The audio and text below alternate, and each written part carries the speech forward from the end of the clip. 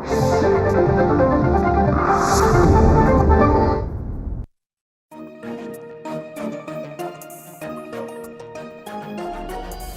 सुसंगत विचार सरणी तंत्रज्ञाने होते प्रगती देई मानवा सुख समृद्धी निसर्ग अन्विज्ञान विज्ञानाच्या रंजक गोष्टी व्यापून घेई सारी सृष्टी जगण्यातील विज्ञान आणिक विज्ञानातील जगणे विज्ञानम जनहिताय विज्ञानम जनहिताय विज्ञानम जनहिताय विज्ञानम जनहिताय विज्ञानम जनहिताय विज्ञानम जनहिताय विज्ञानम जनहिताय विज्ञानम जनहिताय।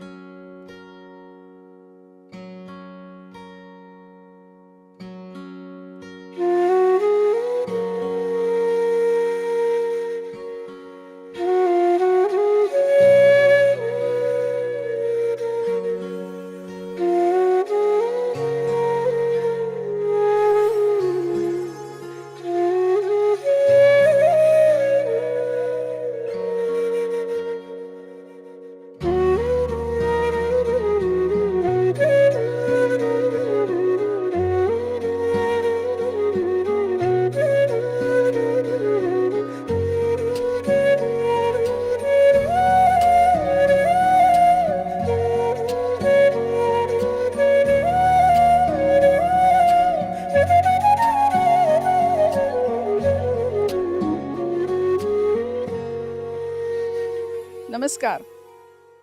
विज्ञानम जनहिताय या कार्यक्रमामध्ये आपलं सर्वांचं मनपूर्वक स्वागत. भारतीय संस्कृती हे समाजाला लाभलेलं एक अनमोल वरदान आहे.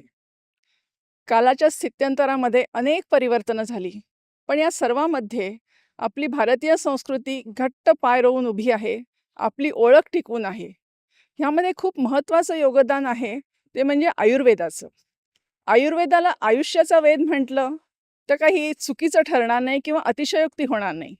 आज आपण ह्या आयुर्वेदाशी संबंधी बोलणार आहोत.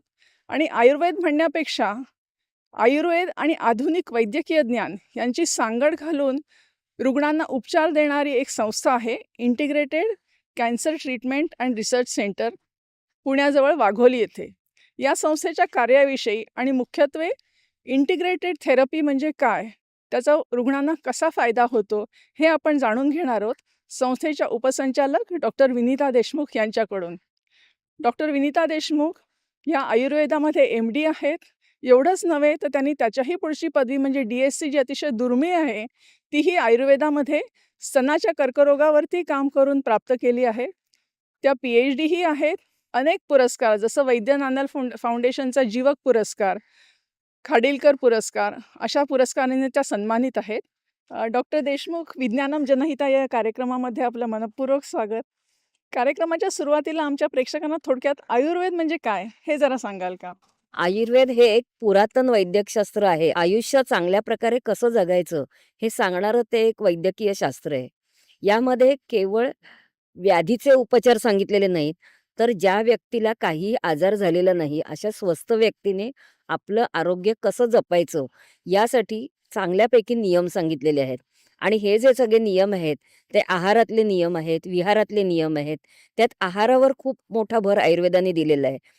की जर प्रत्येक व्यक्तीने आपला आहार संतुलित ठेवला, षड्रसात्मक ठेवला, तर त्याला व्याधी होण्याची भीतीच नसते. मग हा षड्रसात्मक आहार म्हणजे काय, तर गोड, आंबट, तिखट, तुरट अशा ज्या 6 चवी एकूण आयुर्वेदाने सांगितलेल्या आहेत त्या 6 चवी असलेला असा आहार असायला हवा. त्याचबरोबर पथ्यकर आहार असायला हवा. साठेसाळीचा भात आहे, मूग आहे, हे पदार्थ तुम्ही आहारामध्ये नियमित ठेवायला हवेत. दुधाचा, तुपाचा वापर आपल्या आहारामध्ये भरपूर असायला हवा. तर हे जे आहाराचे नियम आहेत ते आयुर्वेदाने विशेषत्वाने विस्ताराने सांगितलेले आहेत की ज्याचं पालन केलं की आपल्याला कोणताही व्याधी होण्यापासून प्रतिबंध करता येतो. म्हणजे थोडक्यात आयुर्वेद हे आपल्याला आहार विहार ह्याच्या संबंधी जीवनशैली सांगते. मग जीवनशैलीशी संबंधित असे जे आजार आहेत तर त्याच विषयी तुम्ही काही सांगाल का? म्हणजे उदाहरणार्थ मधुमेह आहे, रक्तदाब आहे किंवा लठ्ठपणा आहे, तसंच कर्करोग हे आधुनिक जीवनशैलीशी निगडीत आजार मानले जातात. तर ह्याच्यावरती आयुर्वेदामध्ये काही उपाय आहे का? या आजारांपासून आपल्या शरीराचं रक्षण करायचं असेल, तर सर्वात महत्त्वाचं संपूर्ण दिवसभराची जी दिनचर्या आहे, की दिवस कसा घालवावा, सकाळी उठल्यापासून रात्री झोपेपर्यंत काय-काय गोष्टी कराव्या. आहाराबरोबरच विहाराबरोबर काही विशिष्ट उपक्रम आयुर्वेदाने सांगितले आहेत, की रोज संपूर्ण शरीराला अभ्यंग करावा. त्यानंतर नाकात तेल टाकणं किंवा कानात तेल टाकणं, असे दंतधावन म्हणजे अगदी सकाळी उठल्यापासून दात कशाने घासावे इथपासून मार्गदर्शन केलेलं आहे, की ज्याला आयुर्वेदाने दिनचर्या म्हटलंय. दुसरा भाग ऋतुचर्येचा सांगितलेला आहे, की ऋतूमध्ये जे बदल होतात, त्या बदलाला अनुसरून आपली दिनचर्या कशी असावी, आहार-विहार कसा असावा, पंचकर्म कसं करावं, याचं मार्गदर्शन केलेलं आहे.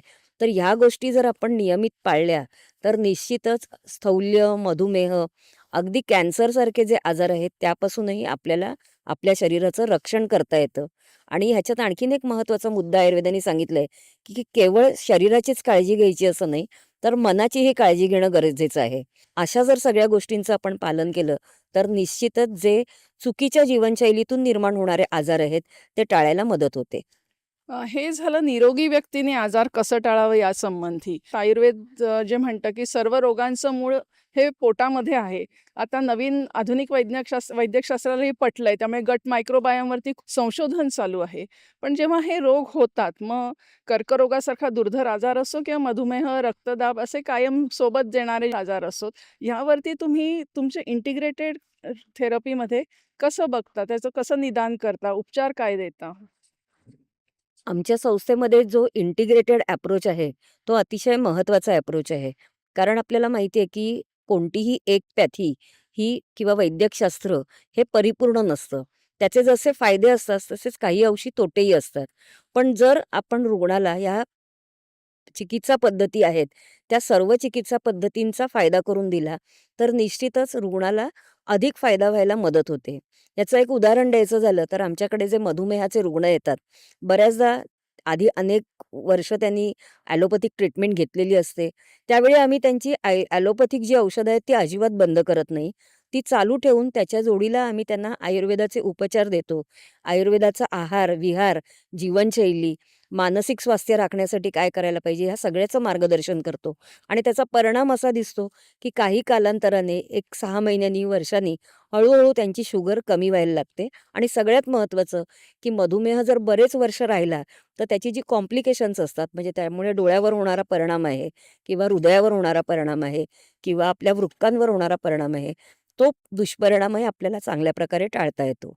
जसं हे मधुमेहाच्या बाबत सांगितलं, तसंच कॅन्सर हे एक मोठं क्षेत्र आहे, की जिथे आमची संस्था काम करते आणि तिथे इंटिग्रेटेड अप्रोच हा आम्ही खूप चांगल्या प्रकारे अवलंबलेला आहे. मला वाटतं तुमचं सेंटर इथे जवळच आहे, पण त्याच परिसरामध्ये उभा आहोत. तर तिकडे तुम्ही आम्हाला जर दाखवलंत, की तुम्ही कर्करोगाचं निदान करण्यासाठी काय-काय करता आणि उपचार पद्धती दोन्ही आधुनिक वैद्यक आणि आयुर्वेद ह्या पद्धतीने कसं करता, हे पाहायला मिळालं प्रत्यक्ष तर आमच्या प्रेक्षकांना नक्कीच आवडेल आणि जास्त लक्षात येईल, की ह्या समन्वय करून केलेल्या उपचार पद्धतीचे फायदे किती आहेत.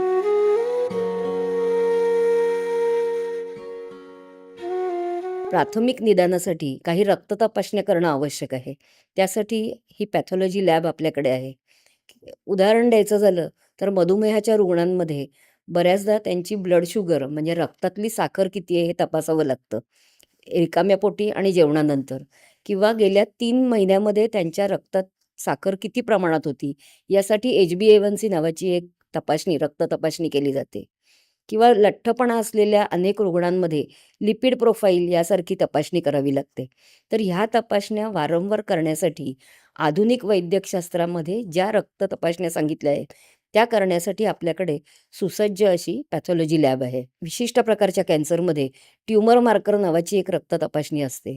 उदाहरण द्यायचं झालं, तर ओव्हरी किंवा स्त्री बीजांडामधला जो कॅन्सर असतो, त्यामध्ये CA-125 नावाची जी रक्त तपासणी आहे, त्यामुळे या कॅन्सरचं निदानही होऊ शकतं आणि एकदा कॅन्सरची चिकित्सा सुरू झाली, की ती चिकित्सा किती फलदायी आहे, याचं मोजमाप म्हणूनही ही तपासणी करावी लागते. याशिवाय अनेक कॅन्सर रुग्णांमध्ये किमोथेरपी चालू असताना त्यांच्यामध्ये आपल्या शरीरातील जे इलेक्ट्रोलाइट्स आहेत, त्यांच्यामध्ये असंतुलन निर्माण होतं. मग ते असंतुलन किती प्रमाणात आहे, याच्या तपासणीसाठी इलेक्ट्रोलाइट्ससारख्या तपासण्या किंवा त्यांच्या शरीरातील रक्ताची पातळी, हिमोग्लोबिनची पातळी किती आहे हे तपासणं वारंवार आवश्यक असतं. Liver function test, kidney function test याही वारंवार करणं गरजेचं असतं. तर ह्या सगळ्या तपासण्या करण्याच्या दृष्टिकोनातनं ही सुसज्ज पॅथॉलॉजी लॅब आपल्या संस्थेमध्ये आहे. विज्ञानं जनहिताय.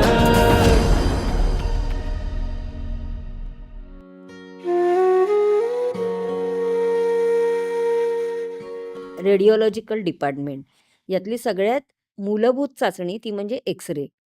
अनेक रुग्णांमध्ये वारंवार सर्दी, खोकला, ताप येणं आणि ॲलर्जी असेही आजार दिसतात आणि ह्या आजारांच्या निदानासाठी एक्स-रे, छातीचा एक्स-रे करणं फार गरजेचं असतं. सीटी स्कॅन या चाचणीमध्येही अनेक आजारांचं निदान केलं जातं. जसं पोटामध्ये आपल्या जे अवयव आहेत, जसं यकृत आहे, प्लीहा आहे, वृक्क आहे किंवा अपेंडिक्स आहे, तर या अवयवांमध्ये काही विकृती निर्माण झाली असेल, तर त्याचं निदान सीटी स्कॅनच्या सहाय्याने केलं जातं. कॅन्सर आटोक्यात आहे की नाही हे पाहण्यासाठी दर 3 महिन्यांनी किंवा दर 6 महिन्यांनी सीटी स्कॅन ही तपासणी अत्यंत आवश्यक आहे. स्त्रियांचा कर्करोग, स्तनाचा कर्करोग हा आपल्या देशापुढील सध्या अतिशय मोठी समस्या आहे आणि त्याचं लवकर जर निदान झालं, तर रुग्ण अधिक काळ आपलं आयुष्य चांगल्या प्रकारे जगू शकतो आणि हे लवकर निदान होण्यासाठी एक महत्त्वाची चाचणी आहे ती म्हणजे मॅमोग्राफी. मॅमोग्राफीप्रमाणेच दुसरं एक महत्त्वाचं डायग्नोस्टिक टूल आहे आणि ते म्हणजे सोनोग्राफी. याच्यामध्ये आपल्या शरीरातले जे आतील अवयव आहेत, त्यांच्यामध्ये काही बिघाड नाही आहे ना, त्यांच्यामध्ये काही व्याधी निर्माण झालेले नाही आहेत ना, याचं निदान केलं जातं. अजून एक महत्त्वाची तपासणी आहे ती म्हणजे एंडोस्कोपी. एंडोस्कोपी म्हणजे काय? तर तोंडातून किंवा गुदमार्गाने एक स्कोप आतमध्ये घातला जातो. या ठिकाणी काही अल्सर असेल किंवा काही वेळा या ठिकाणी कॅन्सर असतो. पण हे आपल्याला प्रत्यक्ष बघायचं असेल आणि दुसरं महत्त्वाचं म्हणजे जर तो असेलच, तर त्याचा काही तुकडा काढून तपासायला द्यायचा असेल, तर एंडोस्कोपीच्या सहाय्याने हे सहज शक्य होतं. अशा ह्या सर्व ज्या तपासण्या आहेत आधुनिक वैद्यकशास्त्रातल्या, त्यांची जोड ही व्याधी निदानासाठी अतिशय आवश्यक आहे. कारण व्याधीचं निदान जितकं अचूक, तितकी त्याची चिकित्सा अचूक आहे. आयुर्वेदानेही स्वतःची अशी व्याधी निदान करण्याची एक पद्धती सांगितलेली आहे. त्याच्यामध्ये आयुर्वेदाने महत्त्वाचे 2 प्रकार सांगितलेले आहेत. एक रोग्याची परीक्षा. मग ही रोग्याची परीक्षा कशी करायची? तर दर्शन, स्पर्शन आणि प्रश्न. दर्शन म्हणजे काय? की आपण जेव्हा रोगी आपल्याकडे येतोय, त्यावेळी आपल्याला समोर त्याचा तो कसा आहे, चालत कसा येतोय किंवा समोरून आल्यावरच आपल्याला अनेक व्याधींचं निदान होतं. ही झाली दर्शन परीक्षा. स्पर्श परीक्षा म्हणजे प्रत्यक्ष आपण त्याच्या अवयवांना स्पर्श करून पाहतो. जसं पोट तपासणं आणि तिसरी महत्त्वाची परीक्षा आहे ती म्हणजे प्रश्न परीक्षा. म्हणजे रुग्णाला प्रश्न विचारून आपण त्याच्या आजाराचा इतिहास जाणून घेऊ शकतो. याशिवाय आयुर्वेदाने अष्टविध परीक्षा म्हणून एक परीक्षेचं टूल किंवा माध्यम सांगितलेलं आहे, की ज्याच्यामध्ये 8 परीक्षांचा समावेश होतो आणि त्यातली सगळ्यात महत्त्वाची परीक्षा आहे ती म्हणजे नाडी परीक्षा, की ज्यामध्ये रुग्णाची नाडी बघून त्याच्या शरीरात 3 दोषांपैकी कोणत्या दोषाची वृद्धी झालेली आहे, कोणता दोष वाढलाय, कोणता दोष कमी झालाय किंवा शरीरातील धातूंची परिस्थिती, एखाद्या अवयवामध्ये विकृती असेल, तर सूक्ष्म रूपाने ती विकृतीही नाडी परीक्षणामध्ये कळू शकते. नाडी परीक्षणाशिवाय मलपरीक्षा म्हणजे पुरीशा परीक्षा, मूत्र परीक्षा, आकृती परीक्षा अशा 8 प्रकारच्या परीक्षा आयुर्वेदाने सांगितलेल्या आहेत. म्हणजे आधुनिक वैद्यकशास्त्रात सांगितलेल्या परीक्षा आणि आयुर्वेदातल्या परीक्षा या जर सगळ्यांचा एकत्रित विचार केला, तर आपण अगदी अचूक निदानापर्यंत पोहोचतो. त्यामुळे कोणत्याही व्यक्तीमध्ये त्या व्यक्तीचे सर्व अवयव चांगले आहेत की नाही आणि त्यांचं अवयवांचं कार्यही सुरळीत चालू आहे की नाही, या दोन्ही गोष्टी आपण जर हा समन्वय केला तर चांगल्या प्रकारे जाणून घेऊ शकतो. तसंच उपचार पद्धतीही दोन्हीच्या वेगवेगळ्या आहेत नाही का? आधुनिक आणि आयुर्वेदीय उपचार ह्याचा पण समन्वय कसा केला जातो? आधुनिक वैद्यकातले उपचार आणि आयुर्वेदातले उपचार या दोघांचीही जर आपण सांगड घातली तर रुग्णाला त्याचा निश्चितच फायदा होतो. मी एक उदाहरण देऊ इच्छिते. जसं हृदरोगाचा रुग्ण आहे, तर अत्ययिक अवस्थेमध्ये त्या रुग्णामध्ये बायपास करणं किंवा अँजिओप्लास्टी करणं या गोष्टी आवश्यकच असतात. परंतु हृदरोग ज्या कारणामुळे झालेला आहे, ते कारण शोधून काढायचं आणि त्याचा पुन्हा उद्भव होऊ नये यासाठी त्या रुग्णाला आयुर्वेदातील मार्गदर्शक तत्व सांगून त्याला पोटात औषधं देणं, पंचकर्म करणं किंवा योग्य असा आहार-विहार सांगणं, ही जी उपचार पद्धती आहे त्याची जर या रुग्णाला जोड दिली, तर निश्चितच दीर्घकाळपर्यंत तो रुग्ण व्याधीमुक्त राहू शकतो. म्हणजे आत्ययिक अवस्थेमध्ये आधुनिक वैद्यकशास्त्राचा आधार घेणं आणि पुढे तो व्याधी पुन्हा उद्भवू नये याच्यासाठी आयुर्वेदाची जोड घेणं, हा झाला समन्वयात्मक उपचार. आयुर्वेदाने जी आपली स्वतःची अशी उपचार पद्धती सांगितली आहे, त्यात अतिशय वैशिष्ट्यपूर्ण असे उपचार आहेत. सगळ्यात महत्त्वाचा उपचार म्हणजे शमन चिकित्सा. शमन चिकित्सा म्हणजे काय? तर आपल्या शरीरात जे वाढलेले वातपित्त कफ हे दोष आहेत, त्यांना पुन्हा प्राकृतावस्थेत आणणं आणि त्यांची कार्य सुरळीत करणं, की जेणेकरून शरीर स्वास्थ्य राहील. तशीच दुसरी एक प्रभावी आयुर्वेदातली चिकित्सा पद्धती आहे ती म्हणजे रसायन चिकित्सा. रसायन याचा अर्थ काय? तर आपण मगाशी बघितलं, की 3 दोष जसे आपल्या शरीरात महत्त्वाचं कार्य करतात, तसंच रस, रक्त, मांस, मेद, अस्थि, मज्जा, शुक्र हे 7 धातूही आपल्या शरीराचं धारण करतात.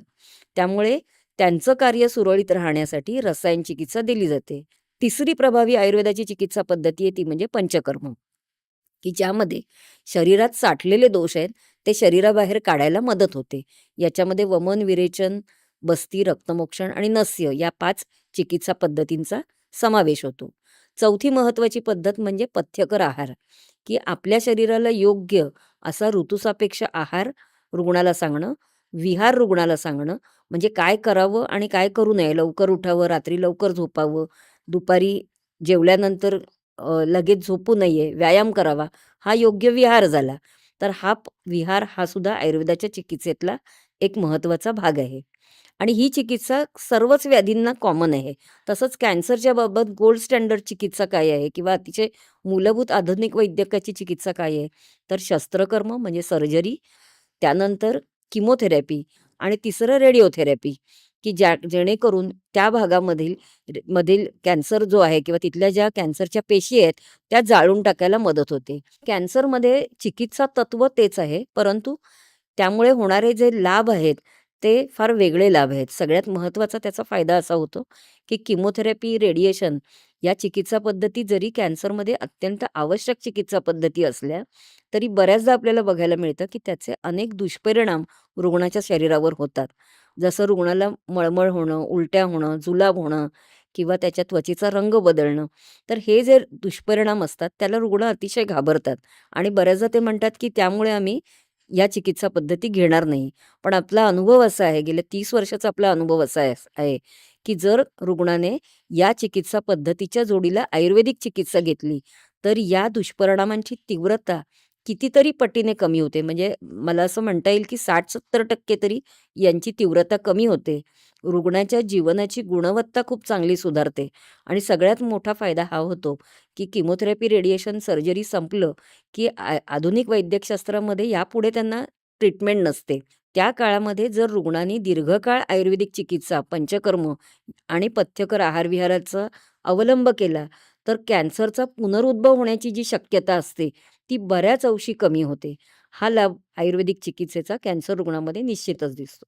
कर्करोगामध्ये एक 10% कर्करोग असे आहेत, की जे अनुवंशिक आहेत. तर हे अनुवंशिक कर्करोग किंवा इतर अनुवंशिकही आजार आहेत. काही घराण्यांमध्ये रक्तदाब असतो, काहींकडे हृदरोगाचं प्रमाण खूप असतं. तर अशा वेळी आयुर्वेदाचा काही उपयोग होतो का आपल्याला? निश्चितच.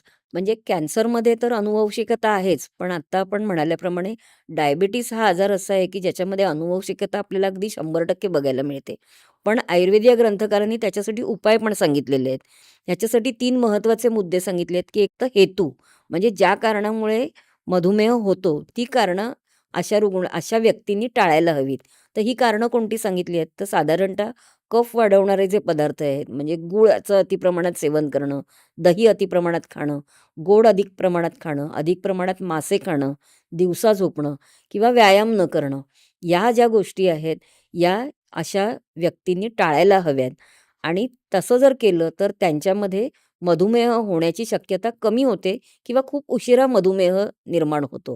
कॅन्सरबाबत बोलायचं झालं तर विशेषतः स्तनाचा कॅन्सर किंवा गुदाचा कॅन्सर याच्यामध्ये मोठ्या प्रमाणात अनुवंशिकता बघायला मिळते. आणि आम्ही अनेक रुग्णांमध्ये, की ज्यांच्यामध्ये कॅन्सर आहे, त्यांचे जे नातेवाईक आहेत, त्यांच्यामध्ये जिनेटिक टेस्ट करायला सांगतो आणि या जेनेटिक टेस्टमध्ये जर BRCA1 BRCA2 म्युटेशन आलं तर त्यांना विशेष प्रकारची काळजी घ्यायला सांगतो आयुर्वेदाच्या दृष्टीने. आणि ती काळजी म्हणजे वर्षातनं एकदा तरी मॅमोग्राफी करणं, मध्ये सेल्फ ब्रेस्ट एक्झामिनेशन म्हणजे स्वतः स्तनपरीक्षण कसं करायचं हे त्यांना शिकवतो. आम्ही स्वतः स्तनपरीक्षण करतो. आणि याच्याशिवाय आयुर्वेदाच्या दृष्टिकोनातनं आम्ही त्यांना वर्षातनं एकदा पंचकर्म करण्याचा सल्ला देतो. विज्ञानं जनहिताय काही मानसिकही आजार आहेत, तर या बाबतीत काही आयुर्वेदाची रुग्णाला मदत होऊ शकते का? आणि कशा पद्धतीने त्याच्यात उपचार केले जातात? आपल्याला माहिती आहे की ईर्ष्या, शोक, भय, क्रोध हे आपले षडरिपू आहेत.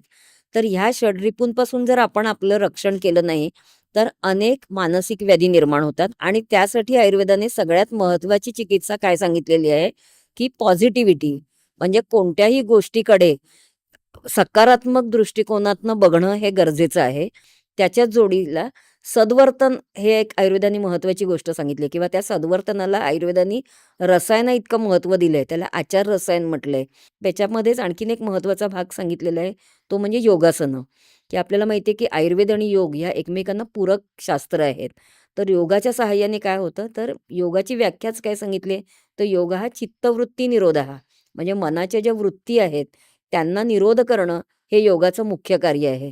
आणि सगळ्यात महत्त्वाची गोष्ट म्हणजे संगीत हा एक जो भारतीय संगीत आहे त्याचा उद्देश आपल्या मनाला प्रसन्न ठेवणं हा आहे. त्यामुळे आम्ही अनेक कॅन्सर रुग्णांमध्येही याचा अनुभव घेतो की काही संगीत, भारतीय संगीत आहे किंवा सतार आहे, हे आम्ही त्या रुग्णांना जेव्हा पंचकर्म चालू असतं किंवा सकाळ संध्याकाळी ते जेव्हा ॲडमिट असतात त्यावेळी हे ऐकवतो. आणि त्याचा त्यांच्या मनावर अनुकूल परिणाम होतो. चिकित्सेचा परिणामही अधिक चांगला होतो.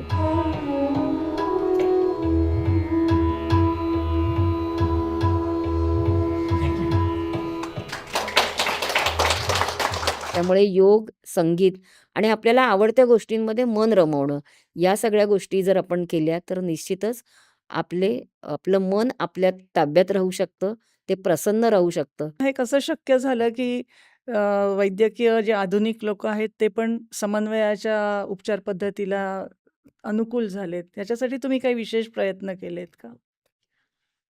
जो आधुनिक वैद्यकातील डॉक्टरांचा किंवा जनमानसामध्येही असा एक समज होता की आयुर्वेदिक औषधांमध्ये मेटल्स किंवा धातू असतात. परंतु ही औषधं जर आयुर्वेदात ग्रंथात सांगितलेली जी पद्धत आहे त्या पद्धतीने काटेकोरपणे केली तर त्यामध्ये कोणतीही विषाक्तता किंवा टॉक्सिसिटी येत नाही. आणि म्हणून आ समन्वयात्मक चिकित्सेला आता अधिक चांगलं स्वरूप यायला सुरुवात झालेली आहे. पण तुम्ही एक मोठं मला वाटतं प्रकल्प टाटा कर्करोग रुग्णालयाबद्दल केला होता, की समन्वय करणारी उपचार पद्धती आहे ती तुम्ही दिली होती. तर ह्याचा काय परिणाम झाला? गेल्या 30 वर्ष आपण कॅन्सरसारख्या दुर्धर आजारामध्ये समन्वयात्मक चिकित्सा देत होतो. आणि आपल्याला त्यातून हे निश्चित लक्षात आलं होतं की किमोथेरपी, रेडिएशनचे साईड इफेक्ट्स या औषधाने कमी होतात आणि रुग्णाची प्रतिकारशक्ती वाढते. 2015 मध्ये टाटा ट्रस्टच्या अनुदानामुळे आम्ही 4 प्रकारच्या क्लिनिकल ट्रायल घेतल्या. त्यामधील एक क्लिनिकल ट्रायल होती घातक असे जे स्तनाचे कॅन्सर आहेत, ज्याला ट्रिपल निगेटिव्ह ब्रेस्ट कॅन्सर आणि अनुवंशिक आपण मगाशी जे बोललो ते BRCA1 BRCA2 म्युटेशन असलेले ब्रेस्ट कॅन्सर, की ज्यांच्यामध्ये 3 वर्षाच्या आतच रुग्णाला पुन्हा आजार डोकं वर काढण्याची अगदी गाढ शक्यता असते. अशा ह्याच्यामध्ये आयुर्वेदाचं योगदान काय हे पडताळण्यासाठी क्लिनिकल ट्रायल आपण घेतल्या.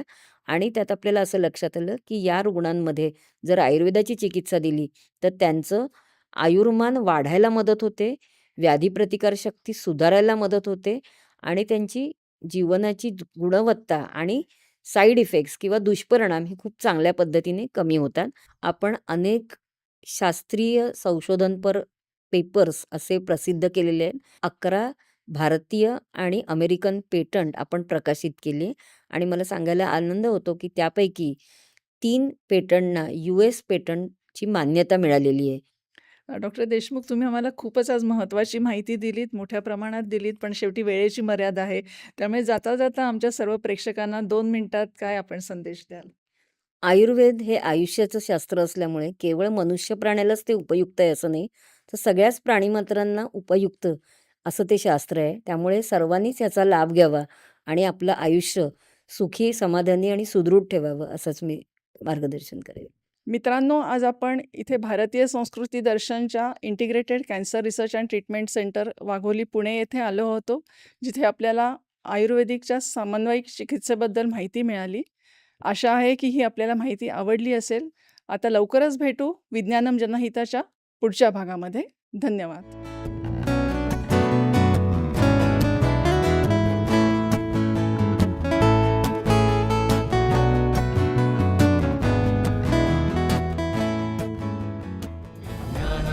जनहिताय विज्ञानं जनहिताय विज्ञानं जनहिताय विज्ञानं जनहिताय ज्ञानं जनहिताय विज्ञानं जनहिताय विज्ञानं जनहिताय विज्ञानं